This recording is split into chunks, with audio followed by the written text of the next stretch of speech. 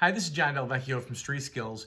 And in order to open the dialogue up between myself, my book readers, my online course participants, I just wanted to do a little bit of a video on just responding to student questions and comments. If you take the online course, there's a discussion forum right in there to ask your questions, and I can type a nice response for you.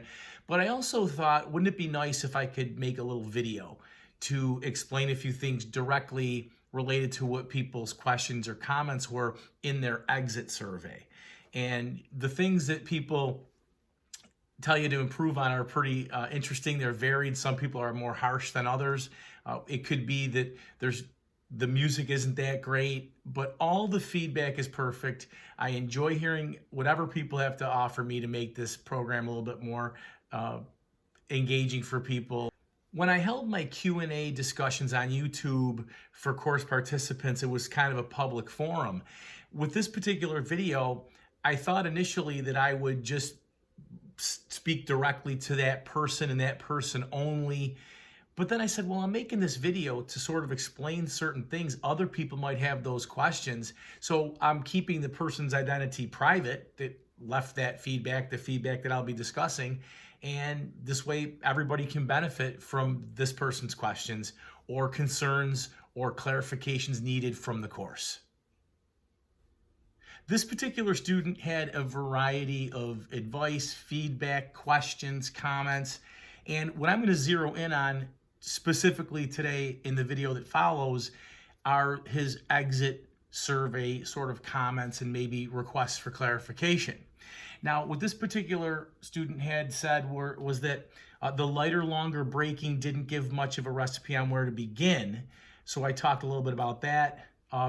Sort of tied in maximum braking with sort of the cornering technique that I'm teaching, what percentages to use of brake at certain positions throughout the turn. This person also thought that I didn't spend enough time on vision, and which is fair because I didn't. The other thing we talked about was the late apex and our planned line, and some of my images might show a line that they're not too crazy about, and this was my response to their questions and comments. And I read your feedback. Thanks for the honest feedback. And I just a couple comments I want to make as if we were having a dialogue in a live class. One of the things that you pointed out in the exit survey was lighter, longer was an issue. Where to apply the brakes, how much pressure to apply. We talked a lot about like percentages and this and that.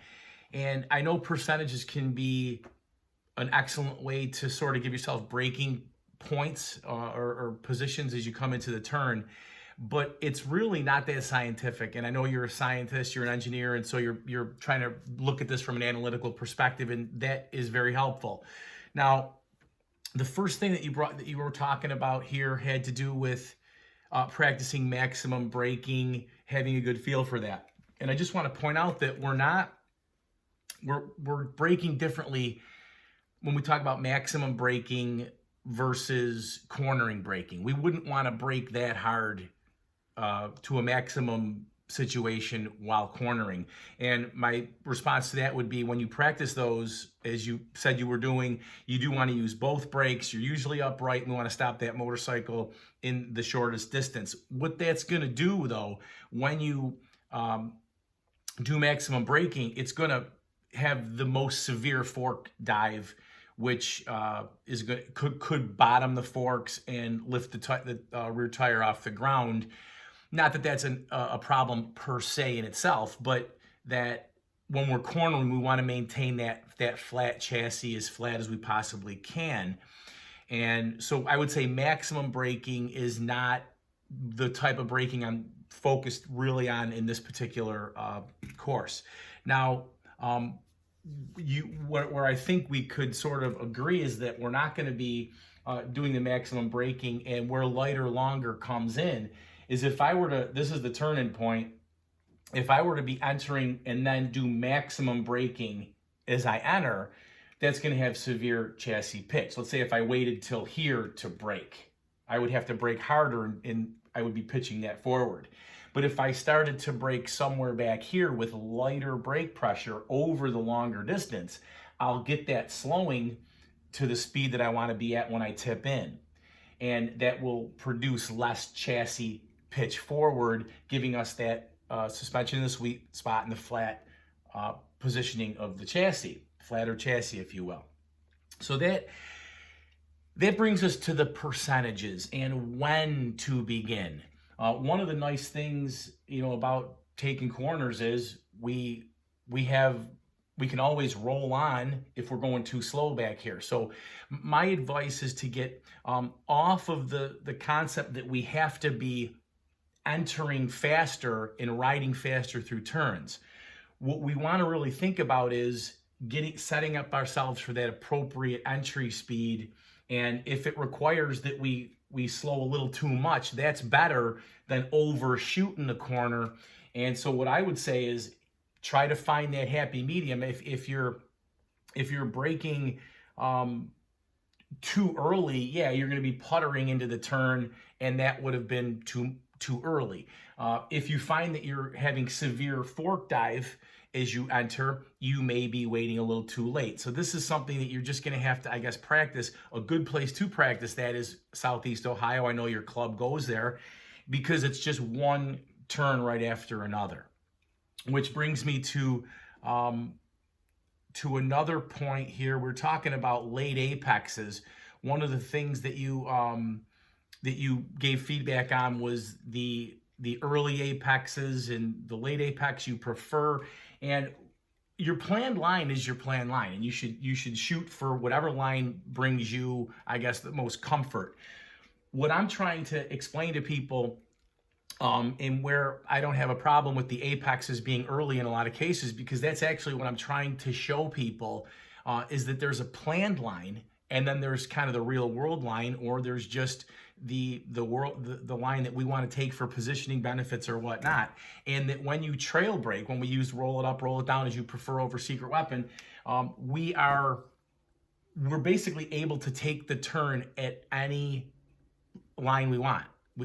Every line is the perfect line when you trail brake. For example, if I come in here and I'm really close to the inside, I can just hold on to that brake a little longer. I might even hold on to it till I'm past the corner apex, and then I can exit out. If I come into this turn and I've slowed to where I'm happy with my speed and direction, I can make this transition here, brake throttle transition. And when we think about trying to iron this all out ahead of time, the planned line is where you want to start with. What I'm trying to show people with the brake throttle transitions is how to adjust those and to embrace that you're not always going to have that perfect line that you like. Yes, very often you're going to go into the turn and everything's going to be the way you planned it. Your late apex, everything's going to be fine. There's going to be no hazards, and it's going to be great. But we want to prepare for those times when it's not. And so that's where the oscillations, the using brake and throttle in a turn, multiple brake throttle transitions, all these things that can really help us if we get in trouble. Now, again, I can't give you a better explanation about how much brake to use, where and when. I can say this: if you are leaned over and you're in the turn and you realize you didn't slow enough and you have to reapply the brakes, we only want to apply about brake light pressure. Again, that it could be a little bit more, a little bit less percentage wise. But what's going to happen is if you practice brake throttle transitions, driving around in very common situations like pulling into your driveway or just riding with your buddies in a pack as you're going through a town or something like that, or just commuting, you kind of learn that, you get that out of the way, the brake throttle transitions, and then we carry the speed in. I did do a Q&A with the people that took the class. A few people came in for some Q&As. I did a series on that, and we got a chance to talk about some of these things. Vision, I feel that vision is something that is well covered in much of the other resources out there. And so I did do a smaller chapter on this. I could have probably done a longer chapter, but when it comes to my cornering method and when I'm trying to teach people the ultimate trail breaking technique, the things that I put in the book seem to, get done, accomplish what I wanted to, in addition to the where is it game and some of the other things, just moving the eyes, making sure you're doing that.